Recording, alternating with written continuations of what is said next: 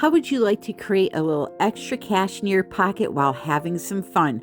Today, I'm going to show you how to create these cute little trinket boxes that sell like hotcakes at any craft fair. Step by step, I will teach you everything you need to know and even give you some valuable tips on selling. So get out your notepads and pencils and let's get started.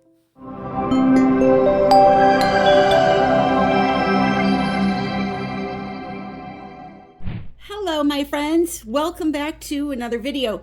So today I am going to be teaching you how to make these very inexpensive trinket boxes that I sell like crazy at the craft fairs. I'm going to give you some suggestions on where you can look to find fairs in your area to sign up for. And I'm telling you, if you want to make a little side hustle, something like this and a few other things that I'll be showing you over the next few weeks can really bring in a little nice chunk of change for you should you need it, or if you want to do it just for fun. So these little boxes here I get at Hobby Lobby. I buy them when they have the 40% off sale. It's the wood pile, unfinished wood, $6.49. They did go up. The last time I bought them, they were only $4.99, but you know, inflation. Anyway, so they're $6.49, but I get them for 40% off.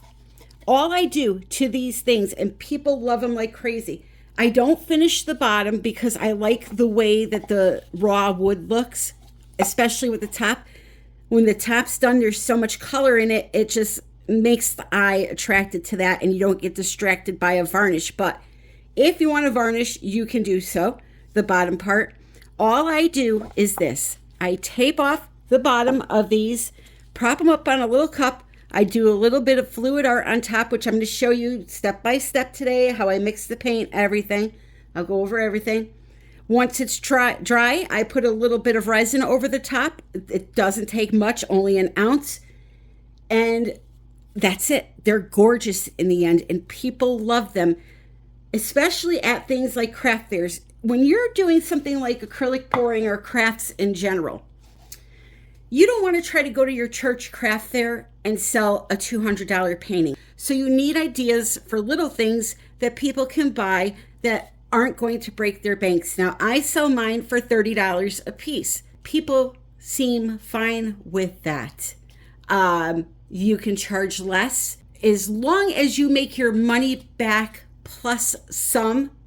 I call it a win. It's a very simple thing to create, and it's a lot of fun to make, and you can bang, bang, bang, bang, bang. Make them one after the other. Mix up a bunch of colors and just go buck wild with it. For today's colors, I'm going to be using a combination of Amsterdam paints and primary elements. Now, there are all types of mica pigments that have mica in them, like these, all different brands. So you're going to use whatever brand you have the same way I'm using these today, okay? So I'm going to get set up here and then we will get started. What we're going to do is thin our acrylic paint down with two products. In this bucket here, even though it's half empty, I make my pouring medium for this technique in a bulk amount so I don't have to mix it up every single time I want to do this technique. So originally, my bucket was filled with 75% Ovation semi-gloss base C untinted house paint. You get that at Lowe's. You can also use something like Glidden, their semi-gloss base C. Those you're going to be finding at the hardware stores or your like local Sherwin-Williams. And then I have 25% of Joe Sonia gloss varnish, and I'll just show you that one I have right here. So that's a gloss varnish. You can get it on Amazon.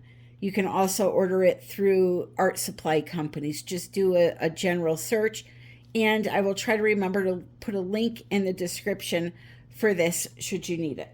So that's it. 75% of the house paint, 25% of the varnish. I mix them together. It makes a full bucket. I have used some of this, obviously, so it's a little empty.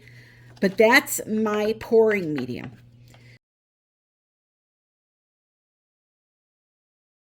I take a little cup.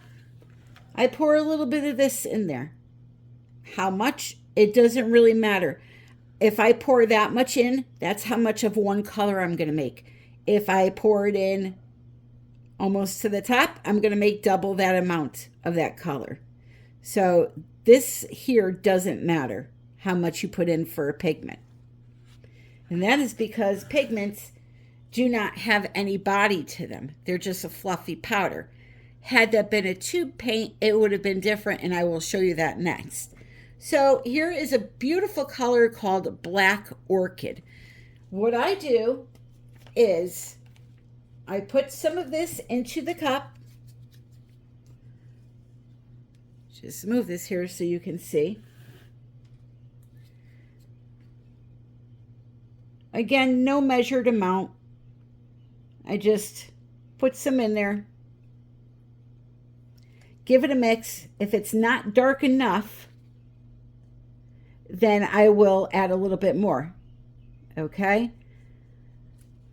What I do like to do, though, is before I start mixing it in, I like to take a little dash of water and just kind of sprinkle it on the surface, because A, we're going to need a little bit of water to thin it down anyway, and B, it helps that powder to dissolve, and therefore it mixes in a lot better into your pouring medium. So we'll give that a good mix. And then once it's thoroughly incorporated, you're going to have a beautiful, beautiful dark cherry color. So here is that color. You see how beautiful that is. You can see the consistency here now. If you're wondering how thick your paints need to be to do something like this, if you're using a mica powder, mix up one of those first, and that will show you just how thin it needs to be. This flows off the stick pretty easily, leaves a mound, and then slowly disappears. So now, because I have this mixed up, and obviously it's going to be the thinnest out of all the colors because it's a pigment and there's no body, now I know that I need to make my tube paints look exactly like this. And we're going to use that one color as our guide to show us how thin or thick to make the other colors. So now for the tube paint, and again I'm using Amsterdam brand, you're going to want to put the paint in first, not the pouring medium. We're going to do it the other way, this way. And for a small cup like this, I would say, it's not going to take much to color it. Maybe a large grape, the size of a large grape. So now to that, we're going to add our pouring medium mix.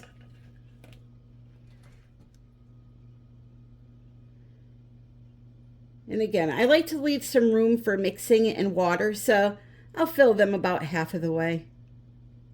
But you see, I don't measure when it comes to this. Just get it put in there. If it's too light, you'll have to add a little more paint to it, but typically it is not.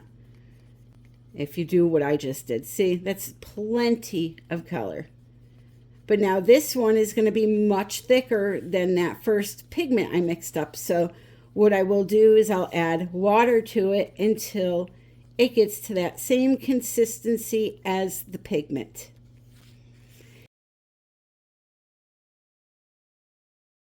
So we just sprinkled a little bit of water on top of it there. I will mix it in. I'll check it. And I'll compare it against this one here. Okay? And see if they feel the same, if they drizzle the same. This one I could tell already is a little bit thicker than the pigment. So I'll go ahead and add a few more drops. Not much. That was like 6 drops.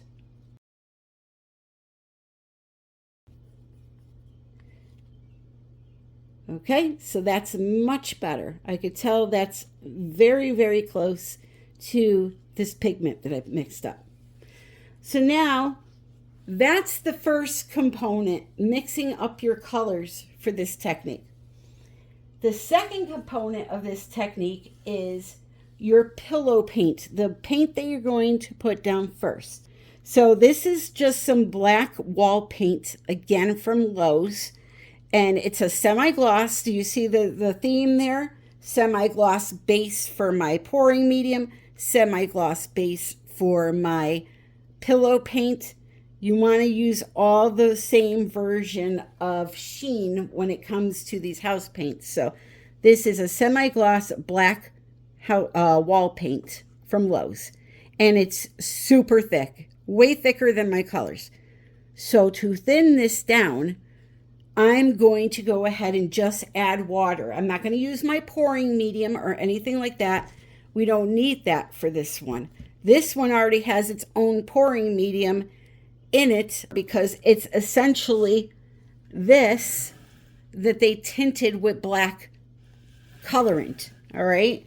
So we don't need to use that. We just pour it right out of the can into this cup and add some water. Thin it down until it's the same consistency as our paints. So we're going to mix this in the water, and we'll just slowly keep adding water until it's the same thickness as our other paints that we mixed up.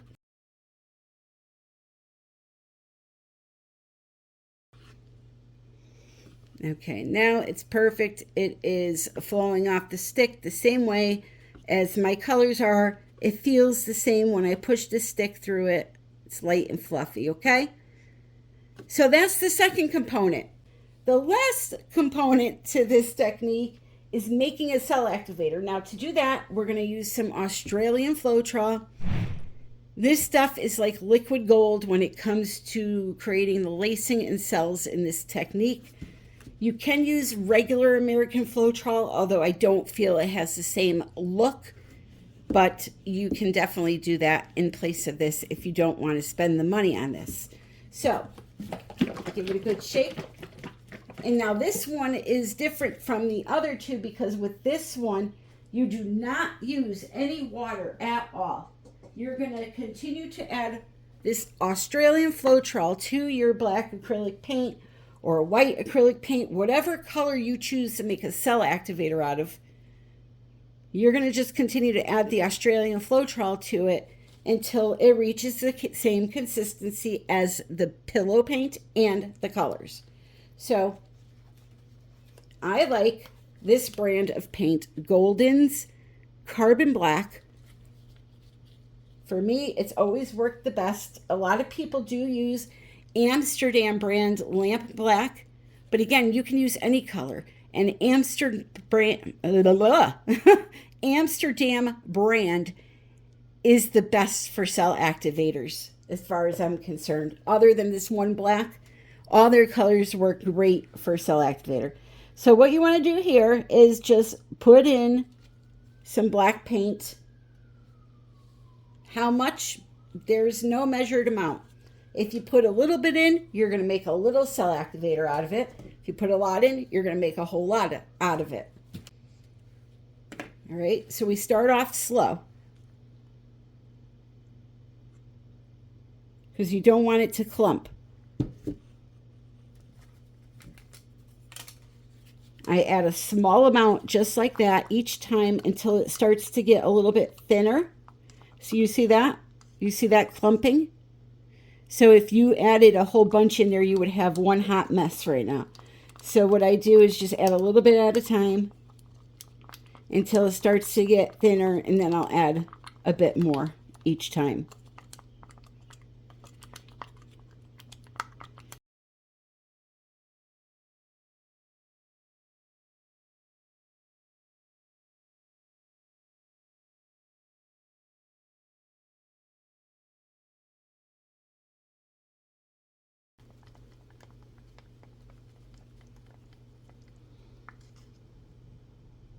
Perfecto.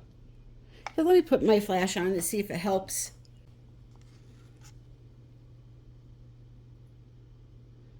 So it leaves a mound and slowly disappears.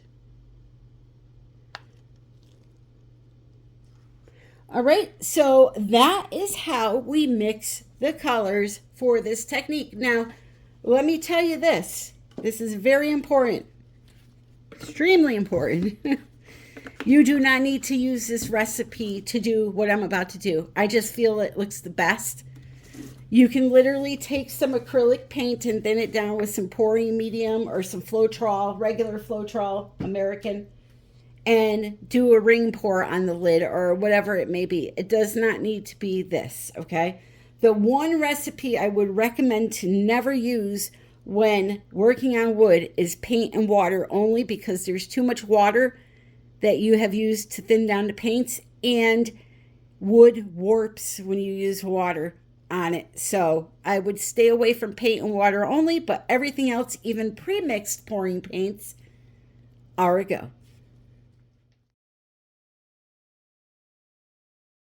All right, now to create this fluid art technique on top of this box top, all you have to do is this. Place down some of your pillow paint and then pile the colors on top of each other. There really is no order in which to lay the colors down unless you're using pigments, which I am. So in that case, what you want to do is put some of the pigments on top of the tube paint colors. The pigments are transparent. So if you put them on top of a tube paint, which is either opaque or semi-transparent, you will see more of them. And then you'll be able to see the tube paint color shining through them. These are some magical colors. I'm going to list the tube paint colors and the pigment colors in the description for each box top in case you're wondering. And so, yeah, you place them down and then you go and put some of your cell activator right on top. You can go ahead, take a blow dryer or your mouth and just blow straight down into that black paint and push it all over the top of the box. And what's going to happen is it's going to create some beautiful lacing and cells, which you'll be seeing close up soon here in a minute. So now take a close look and you're going to see the cells developing, and it's just really a beautiful little technique for on top of a little cute box like this. So you don't have to place the colors down in a perfect circle like I did. You could just literally pour them on top also.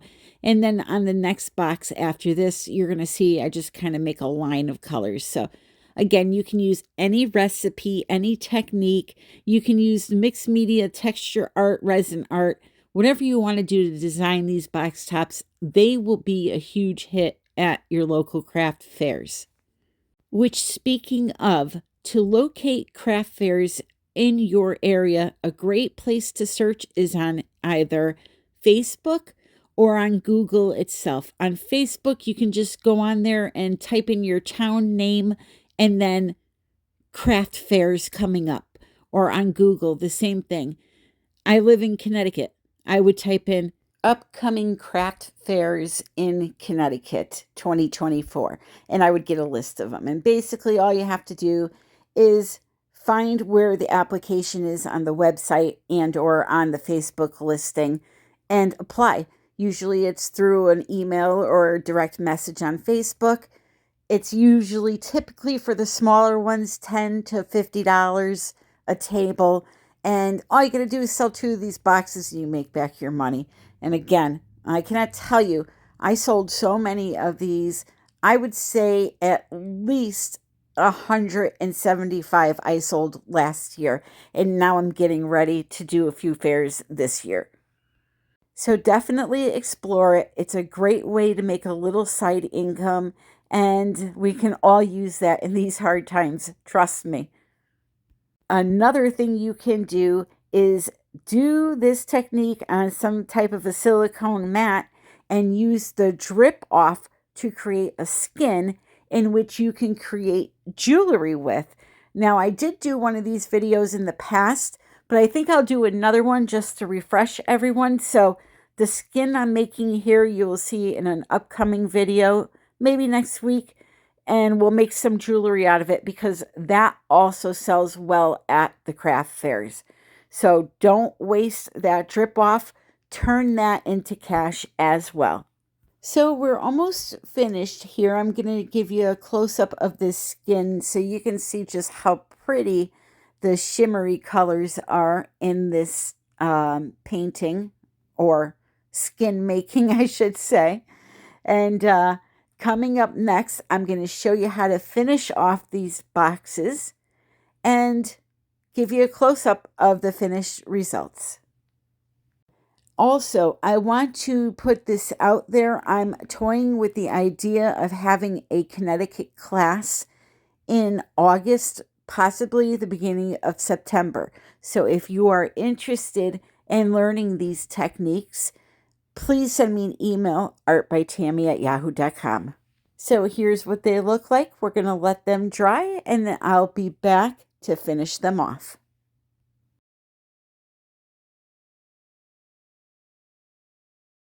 Okay, so here we are, not even 24 hours later, and they're dry. They dry really, really fast, which is another reason why I like to make them for the craft fairs, because like I said, you can bang them out one after the other, and 2 days later you have a full stock of them. So they dried beautifully. Now I'm going to add the resin so that you can see just how much these sparkle.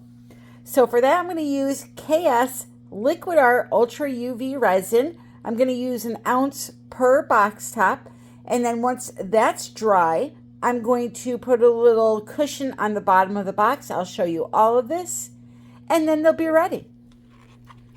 All right, so like I said, I'm just mixing up 3 ounces of resin. So that's 1.5 ounces of part A, 1.5 ounces of part B.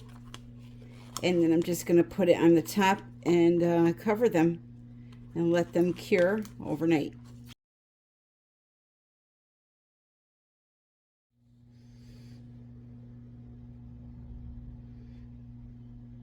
Just a small puddle in the center, and then let it roll its way outwards.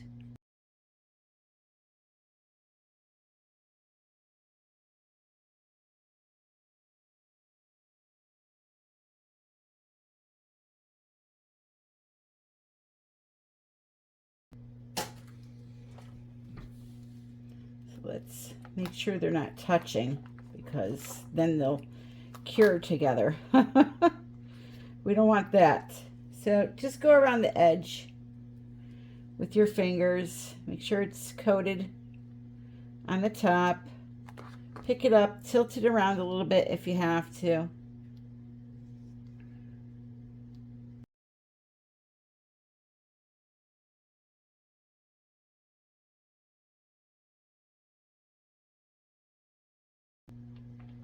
Looking around, make sure they're all coated properly.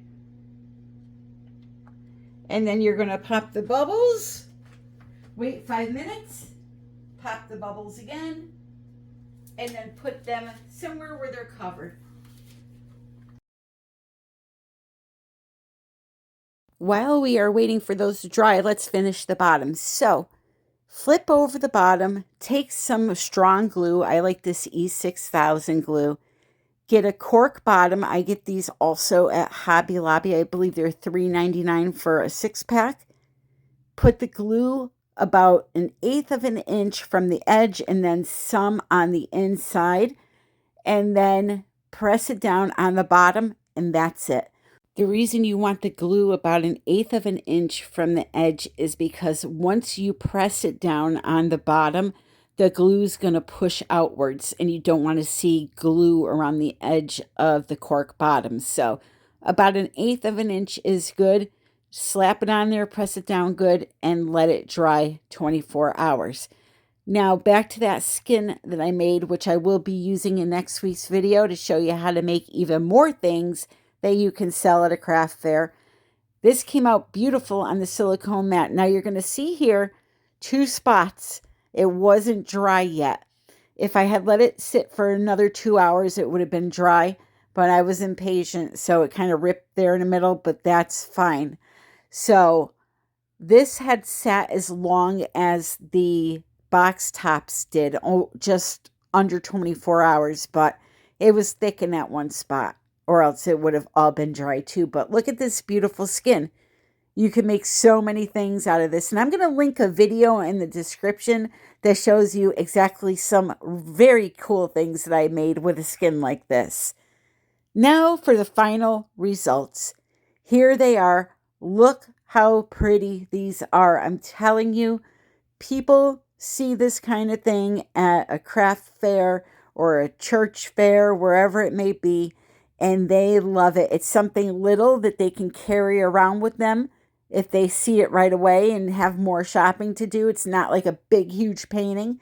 And again, I'm not trying to deter you from selling paintings at a smaller fair. I'm just trying to be honest with you and tell you it's very hard to sell expensive things at those smaller functions. So these little items are great. Jewelry, bookmarks, whatever it may be that you want to make, but they're just really cute and people do love them. And the colors in them, the camera does no justice when it comes to the primary elements.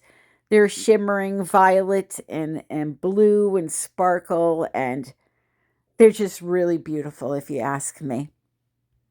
I personally like the little bit of negative space in the center, but if you don't like that, all you have to do is after you pour your paint on the surface and blow it with the blow dryer, add a little more air to the center of that top with a straw or with the blow dryer, and cells will develop in there too. But I purposely do that. I like it like that. Okay. So thank you so very much for joining me, my friends. I hope you learned something valuable today, and I really hope that you give this a shot and go out there, network, make some connections, make some cash, and let others appreciate your talent. If you would be so kind as to leave a comment and click that like button on the way out, I would really, really appreciate it. I love you all, and until the next time, happy pouring.